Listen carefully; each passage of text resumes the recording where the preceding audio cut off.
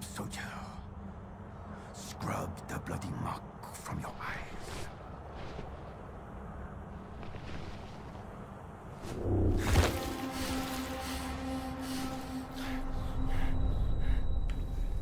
This is Valor Mortis. This is an upcoming first-person Souls-like, which also has some Bioshock vibes, and it's set in the Napoleonic Wars with a really, really dark and gritty atmosphere.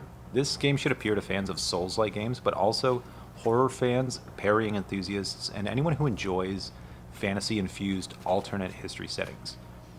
I really liked what I saw with this demo, and I ended up playing through the demo a couple of times, so I'm going to do my best to explain what this game is, why you should be excited about it, as well as a few things that I think the game can improve on as well.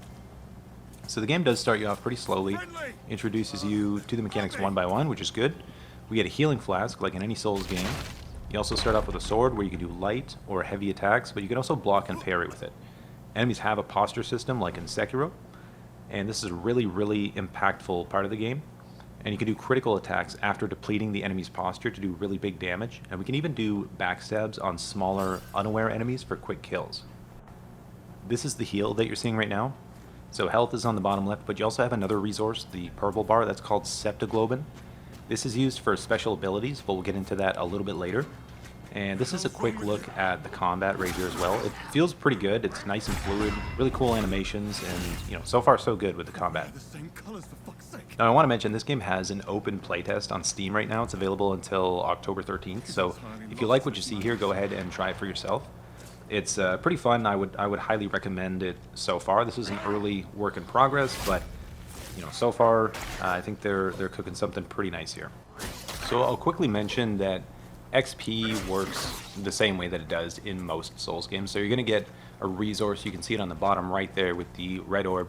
We get that every time we kill enemies. We can also find items that we can save for later and then use them to gain some of that resource all at once. So the same thing as finding golden runes in Elden Ring, for example. So we find those. I think the resource is called Catalyst in this game. I can't quite remember.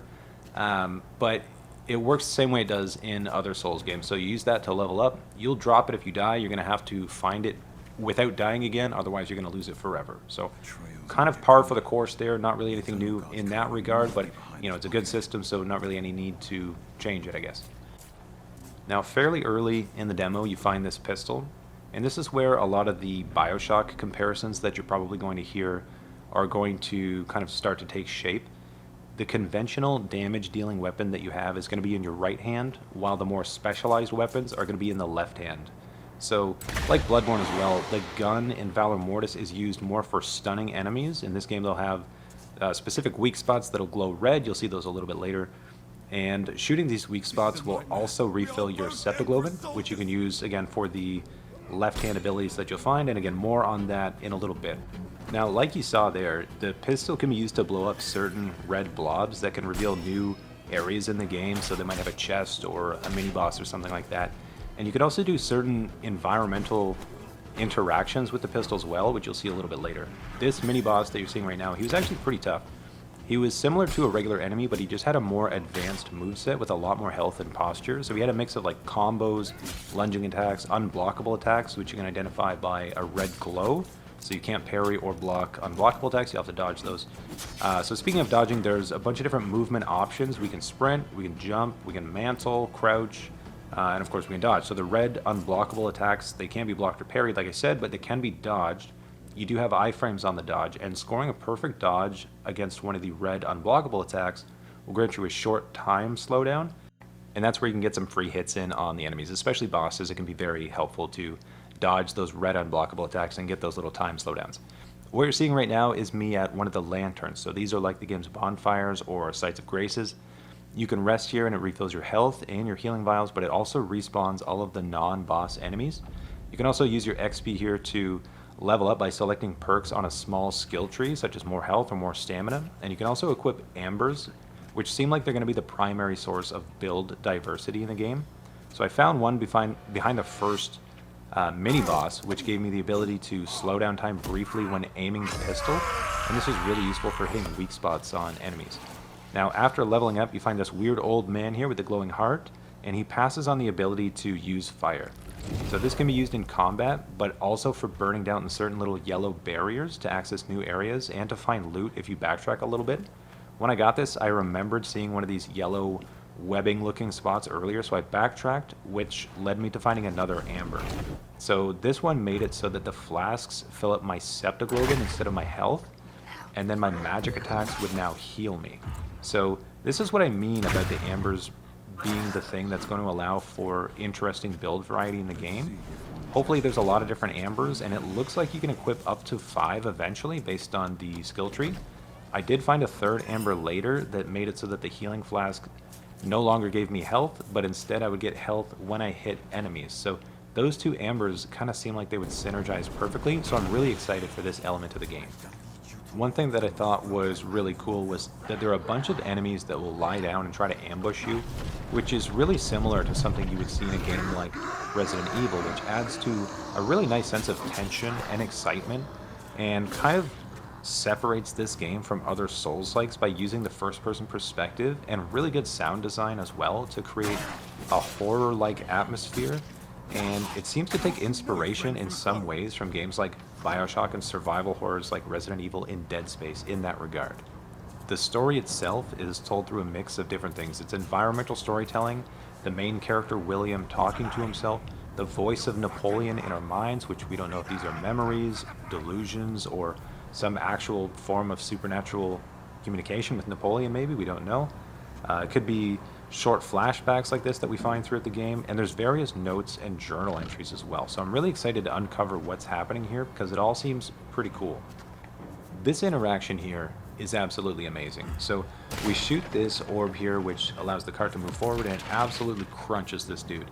Now this stayed here permanently actually. That guy was dead forever, he never respawned after that. This also allowed me to climb up and get the drop on the sniper here, who might have been a major problem otherwise. And then from here, I drop down, I find a weird dog man. He's pretty cool as well. He had kind of an erratic moveset, but it wasn't really too tough to read, and pretty creepy as well, so that was pretty cool. The whole area actually was really awesome. It had a ton of detail. There's like bodies piled everywhere, huge cages, there's broken cannons, and they did a really, really great job of depicting the war as an absolute nightmare. Now, speaking of nightmares, look at this guy. He had a huge weak spot with this explosive barrel hanging from somewhere. Here are the perfect dodges that I mentioned earlier as well. So these are really helpful against tougher enemies like this. You can see I'm able to get a couple of free hits in, which is really nice. Now, throughout the demo, there were small optional areas here and there that were pretty easy to find, but I really appreciated that the game didn't look super samey the entire time, and it was pretty easy for me to remember points of interest that I could return to. After finding the fire ability, for example, I was able to remember seeing that yellow webbing thing, and I could remember where I saw it because it was in an area that felt distinct, because I haven't really felt like I've just been walking down the same path the entire time, which is really nice. Not every game can say that. So this was a nice encounter as well. I can see a lone enemy's got his back turned, so of course I want to go over and backstab him, but as soon as I get there, a couple of other enemies, all of a sudden they become animated, so it's a little bit of a trap. Not really too tough of a trap, but I just like how they're doing little things like this to keep you on your toes. As you can see, there's a little bit of loot from enemies, but it's not much. It's just things like little catalyst drops that you can use to gain a little bit more resources, maybe to level up, or if there's merchants later, it could be helpful as well. And there's also, you know, pistol shots, but it's just one or two at a time that you find. So the game encourages you to use your pistol shots really wisely and to use them for stunning enemies, hitting weak spots when you can, and kind of save them. You're not really meant to go into enemies and you know, blast them 10 times in order to kill them. You can do that, but you're going to run through all of your ammo for just tiny enemies, and it's not really going to be worth it, right? At that point, you're going to be shying away from the mechanics of the game, and the parrying and the blocking and the dodging is actually really fun, so I'd encourage you to actually lean into that. This is a really cool encounter as well, so I step through this cage, this is the path through, and then these 3 bodies drop up.